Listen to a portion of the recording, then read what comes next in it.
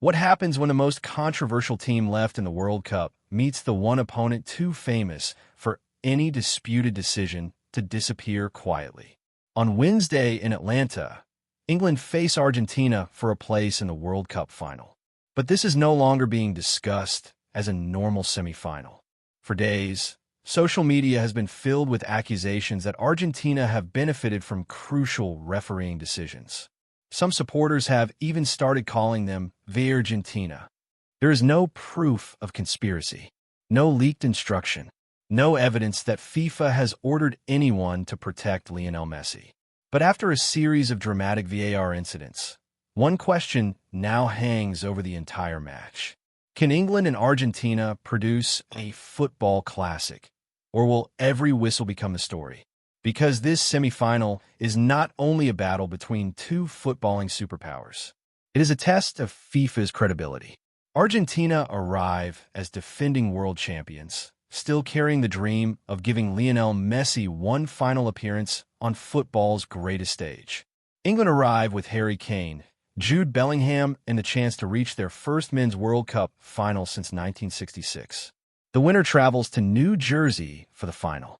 The loser goes home, and the referee walks into one of the most psychologically demanding matches of the tournament. To understand why the atmosphere has become so toxic, we have to go back to Argentina's round of 16 victory over Egypt. Egypt believed they had scored a brilliant second goal. The move ended with Mostafa Zico finding the net, but VAR traced the attack backward and identified an earlier foul. The goal was disallowed. Under the laws and tournament procedures, officials believed the intervention was justified. To Egyptian supporters, it felt like a goal had been erased because of an incident far removed from the finish. Then came the moment that intensified everything. Late in the game, Egypt appealed for a penalty involving Hamdi Fathi. The referee allowed play to continue. Soon afterward, Argentina attacked and scored the winning goal in the 92nd minute. Argentina advanced 3-2. Egypt's football authorities publicly criticized the officiating. Online, the sequence was edited into short clips, replayed from different angles, and presented as evidence that Argentina were being protected. That conclusion remains unproven.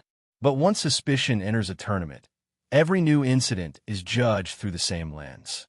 And Argentina's next match gave the critics even more material. In the quarterfinal against Switzerland, Alexis Mac Allister scored from a messy corner.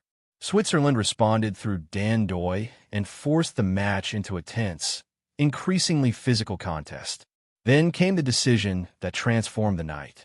After an incident involving Leandro Paredes and Breel Embolo, Paredes was initially shown a yellow card. VAR intervened. Officials reviewed the sequence under the mistaken identity process and concluded that Embolo had simulated the contact. The caution was effectively reassigned to the Swiss forward. Embolo had already been booked. The second yellow meant a red card. Switzerland were reduced to 10 men. That distinction matters. The officials did not simply convert an Argentine yellow card into a Swiss red without explanation. There was a disciplinary process behind the decision. But technically explainable does not mean emotionally accepted. Switzerland believed an unusual use of VAR had changed the entire match. Their coach, Murat Yakin, was furious. Embolo left the field visibly devastated. Argentina eventually won 3-1 after extra time, with Julián Álvarez and Lautaro Martinez scoring late. Once again, Argentina had survived. Once again, a decisive officiating controversy dominated the conversation. And once again, the internet saw a pattern. But then the story became more complicated, because England did not reach this semifinal without controversy either. Against Norway, Thomas Tuchel's side were in serious trouble. Norway led, England were struggling, and the pressure was rising. Then Jude Bellingham equalized. During the build-up, television angles appeared to show the ball passing extremely close to, or possibly touching, an overhead camera cable. If an outside object had clearly interfered with the ball, play should have been stopped. FIFA said its connected ball technology did not detect contact requiring an intervention. Norway disagreed. The goal stood. Bellingham later scored again in extra time, sending England through with a 2-1 victory. So this is not a clean story of innocent England against corrupt Argentina. Both semi-finalists arrive carrying decisions that their defeated opponents still dispute. That is what makes the situation so dangerous for FIFA. The problem is no longer only whether a decision is correct. The problem is whether anyone will believe it is correct. And that brings us to the football itself, because beneath the controversy is a fascinating tactical battle. England's greatest weapon may be the relationship between Kane and Bellingham. Kane is not simply a striker waiting inside the penalty area. He drops away from the defensive line, receives between midfield and defense, and forces center backs to make uncomfortable choices. Follow him, and space opens behind. Leave him free, and he can turn, combine, and release runners. That is where Bellingham becomes so dangerous. He does not always begin attacks in the penalty area. He arrives there. When Kane moves toward the ball, Bellingham can surge beyond him, attack second balls, and appear late in positions that are difficult to track. Argentina must decide who follows Kane and who protects the space behind him.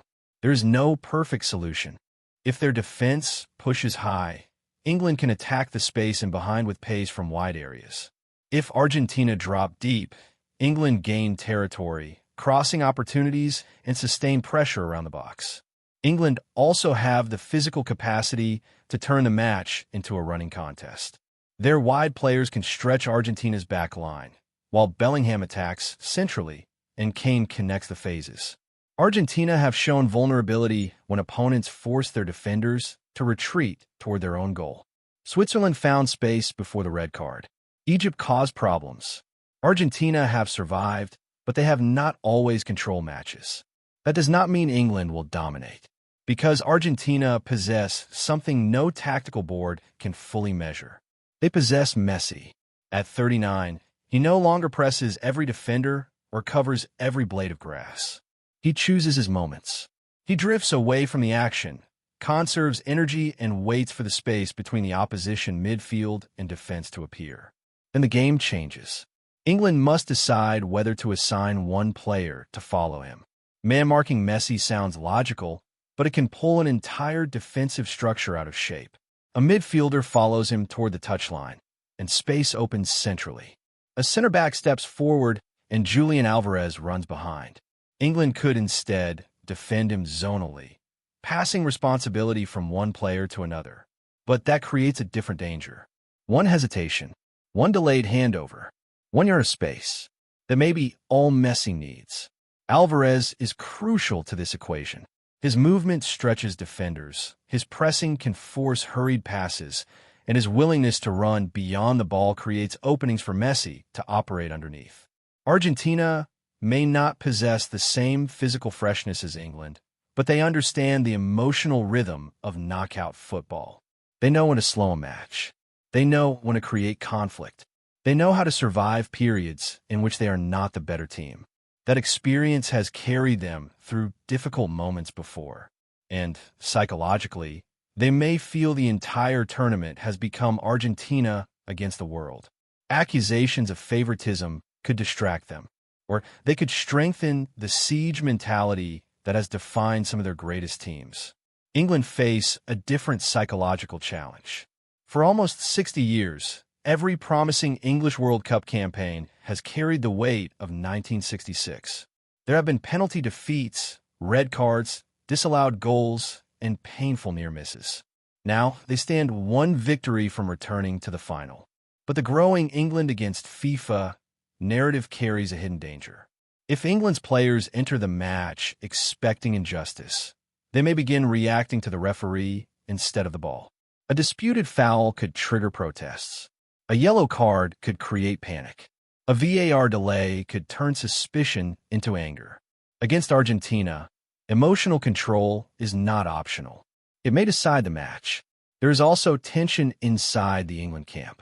After the Norway victory, Tuchel criticized the performance despite qualification. Bellingham, the two-goal hero, responded defensively when questioned about his manager's comments. There is no confirmed evidence of a serious dressing room split. But before a semi-final of this magnitude, Even a small disagreement becomes a national debate.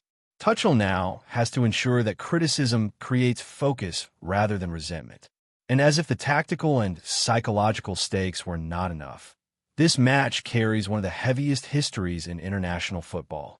England and Argentina have met 5 times before the World Cup.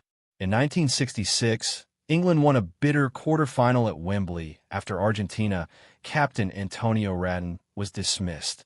Rattin initially refused to leave the field, creating one of the tournament's most infamous scenes. His death at the age of 89 was announced only days before this semifinal, and Argentina wore black armbands in his memory against Switzerland. Then came 1986. For years after the Falklands War, Diego Maradona scored the hand of God and the goal of the century in the same match. One goal represented deception. The other represented genius. Together, they created an image of Argentina that England have never forgotten. In 1998, David Beckham was sent off after kicking out at Diego Simeone. Argentina advanced on penalties. 4 years later, Beckham scored the winning penalty against them in what became a personal redemption story. This rivalry has never been only about formations and scorelines. It carries football history, national identity, and political memory. Now, for the first time, England and Argentina meet in a World Cup semifinal. And for Messi, there's another extraordinary detail. He has never played against England at senior international level. He missed their last meeting in 2005 through suspension. More than 2 decades passed without another fixture. Now his first appearance against England could also be his last. That makes this match feel almost too perfectly designed for football mythology. Messi's final World Cup. England's attempt to end 6 decades of waiting. A rivalry built on controversy. And a tournament already struggling with trust. So what should we expect? On pure tactics, England have reasons to believe. Their movement can expose Argentina's defensive weaknesses. Their pace can attack tired legs. Kane and Bellingham offer a combination Argentina may struggle to contain. But Argentina do not need to control every minute. They need one Messi pass, one Álvarez strike, one set piece, one moment of composure when everyone else loses theirs. And above all, both teams must avoid allowing the officiating narrative to take control of the game. Because no evidence proves FIFA is scripting Argentina's route to the final. What the evidence does show is a tournament damaged by controversial decisions, inconsistent explanations, and a governing body that has lost the automatic trust of many supporters. That is FIFA's real nightmare. Not that millions of people know the result is fixed, but that millions may assume it is whatever happens. If England win cleanly, they will reach their first World Cup final since 1966 and silence much of the conspiracy talk. If Argentina win without controversy, the story becomes Messi's pursuit of one last title. But if the match turns on another disputed VAR intervention, the argument will not end at full time. It will follow the winner into the final. So now the question is yours. Will England's energy, pace, and tactical structure finally stop Messi? Or will Argentina survive one more night and carry their captain into one final shot at immortality? Tell us your prediction in the comments. And subscribe, because after the final whistle, we will break down the tactics, the turning points, and every major decision from the biggest match of the World Cup so far.